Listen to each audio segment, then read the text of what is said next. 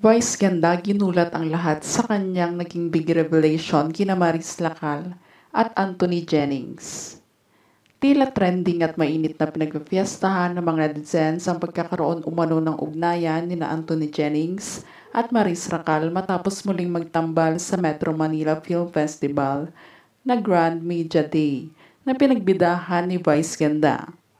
Ayon sa mga ito, patuloy nga daw nilang kinukulit ang phenomenal star na si Vice Ganda upang magsalita sa publiko upang malaman mga ito ang tunay na estado ng dalawa. Dahil nito mga nagdaang araw lang ay kasama nitong nagtitaping na maaaring pinapatilihan lamang nitong manahimik sa media ukol sa kanyang nalalaman.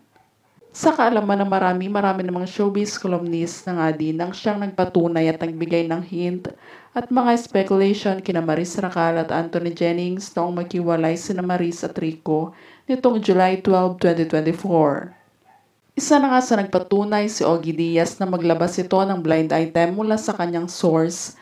Ayon sa katangian, umano nito ay tugma na tugmang personalidad nito at galing pa nga daw ito sa freshly breakup nitong taon lang dahil sa love team nito na may initial na M at A.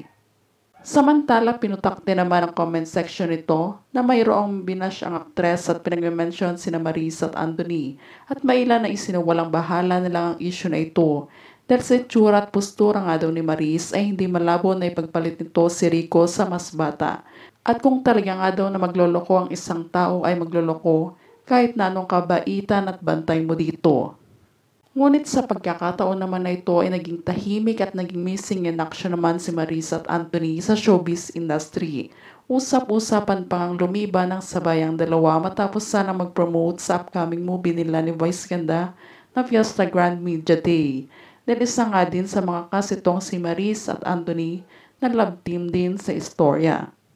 Ayon pa sa source, maging ang social media ni Maris Lacal nga daw ay pansamantala nitong i-deactive dahil sa pang-hash na pambabatikos sa kanya ng mga netizens. At maging TikTok ay turn off comments na din na siya naging hint ng ilan na baka totoo nga daw na siyang naging dahilan ng hiwalayan nila Anthony at Jamela Villanueva.